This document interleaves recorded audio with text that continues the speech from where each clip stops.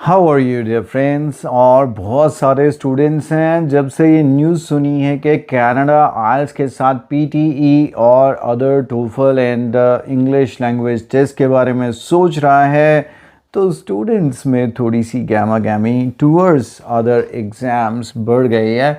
तो आज एक छोटी सी एक्सरसाइज करके देखते हैं और अपने आप को जज करके देखिए कि क्या आप इन टेस्ट के लिए अपने आप को प्रिपेयर्ड या रेडी समझते हैं या नहीं। एक छोटा सा एक्सरसाइज है बिल्कुल आपके सामने। अगर आप चाहें तो पहले थोड़ा सा टाइम लेकर इस वीडियो को अभी पॉज करके खुद कीजिए और इसके बाद मेरा एक्सप्लेनेशन आपको जब ये समझाएगा उसके साथ आप अपने वर्क को कंपेयर कर सकते हैं। It is one of the exercises in the PTE exam और कुछ टोफल जैसे एग्ज़ाम्स में भी कुछ ऐसा आपको नज़र आ सकता है। With time, I will come up with more and more interesting lectures related to these two exams so that if you want to prepare and practice, you can prepare and practice with me right here free of cost. और अभी अगर आपने इस video को pause करने का mood बना लिया है तो कर लीजिए, क्योंकि अगले फ्यू सेकेंड्स में मैं इस पर्टिकुलर एक्सरसाइज का डिस्कशन स्टार्ट करने जा रहा हूँ।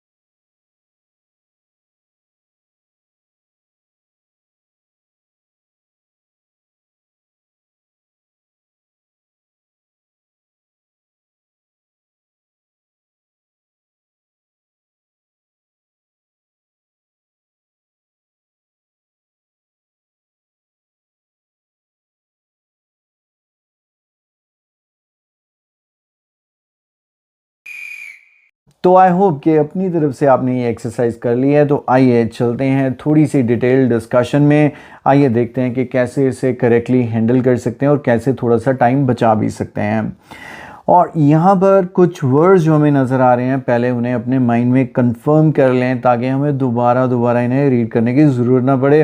कुछ ऐसी स्ट्रैटेजीज़ जो और टिप्स एंड ट्रिक्स जो मैं आपको आइल्स के लिए भी हमेशा रिकमेंड करता हूँ। The first one is energy, number two is materials, then is objects, then force, then rise, then debris। आप में से कितनों को debris नहीं पता है? अगर नहीं पता है तो कमेंट सेक्शन में नो लिख दीजिए, या अब मैं आपको बता देता हूँ। debris का मतलब होता है मलबा। जैसे कोई बिल्डिंग ढेर हो जाती है तो वो क्या बन जाती है? एक तरह से मलबा।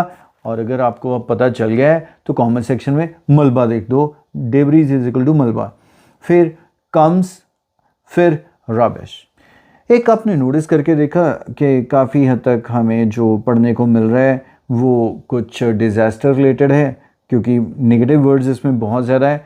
तो इन वर्ड्स को करने के बाद अब हम मूव करते हैं टेक्स्ट पे और देखते हैं कि हमें क्या पढ़ने को मिल रहा है और कौन सा वर्ड कहाँ पे फिट होगा। As we know from the tsunamis, T silent रहता है। सुनामी आपको पता है जब अर्थक्वेक एक लैंड पे आता है और एक आता है समुंदर के अंदर, तो उससे जो लहरें होती हैं उनकी हाइट बहुत ज़्यादा बढ़ जाती है और वो अपने कोस्टल जहाँ पर लाइन होती है, बीच वगैरह होता है, उससे पानी बहुत आगे तक निकल जाता है और बाद में वो वापस तो चला जाता है, लेकिन इन बिटवीन वो बहुत नुकसान करता है। और जापान में ऐसी बहुत आती हैं and recent one was quite disastrous. When water is moving at 50 or 60 kilometers an hour, it becomes deadly. बहुत ख़तरनाक हो जाता है। आप तो बाल्टी ही इतनी ज़ोर से, हम जब होली वाले दिन किसी को मारते हैं तो पानी की स्प्लैश कितनी ज़ोर से लगती है, और 50-60 किलोमीटर की स्पीड काफ़ी ज़्यादा हो जाती है।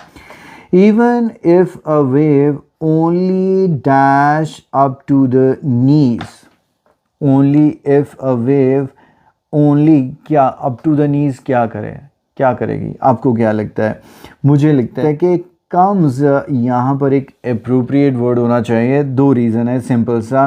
इफ़ अ वेव ओनली आती है या बढ़ती है, आप राइज भी सोच सकते हो, लेकिन कम्स इसलिए मैं दूंगा क्योंकि ग्रामेटिकली भी थोड़ा सा सोचना पड़ेगा। अ वेव, एक वेव की बात हो रही है, तो यहाँ पे राइजेस बढ़ती है तो एस लगना ज़रूरी था, यहाँ पर नहीं है, कम के साथ है। So only even if a wave only comes up to the knees the dash can knock a person down. लेकिन क्या चीज़ है जो पर्सन को नॉक डाउन, मतलब गिरा देना, बॉक्सिंग में होता है ना नॉक डाउन, तो क्या करेगी? ऑफ कोर्स उसमें फोर्स इतनी ज़्यादा है कि वो फोर्स उसे नॉक डाउन कर देगी, गिरा देगी। Water flows around some obstacles. मैं एक चीज़ आपको बतानी भूल गया, ये वर्ड्स ज़्यादा हैं कन्फ्यूजन क्रिएट करने के लिए। ब्लैंक्स ओनली 4 हैं, वर्ड्स ऑलमोस्ट डबल हैं, so for that reason you have to be very selective. तो अब क्या हुआ? Water flows around some obstacles. अब सामने कार आ गई, एकदम से बिल्डिंग आ गई, उसकी वजह से क्या हो जाएगा? अब इसकी स्पीड डिपेंड करता है वो क्या बात करता है। Around the while slamming into large dash such as walls, मतलब क्या चीज़ें होंगी जिनके वो, जैसे एग्जाम्पल वॉल या विच stand in its way, slamming into large, क्या आई वुड से ऑब्स्टिकल्स भी हो सकता है, लेकिन यहाँ पे अप्रोप्रिएट वर्ड तो मुझे ऑब्जेक्ट्स नज़र आ रहा है, क्योंकि मटेरियल्स भी लिखा है, लेकिन मटेरियल्स कोई ज़्यादा सेंसिबल चीज़ नहीं है। ऑब्जेक्ट हम कार को भी, ट्रक को भी, वॉल को भी, हर एक चीज़ को ऑब्जेक्ट तो बोल सकते हैं, लेकिन मटेरियल नहीं बोल सकते हैं।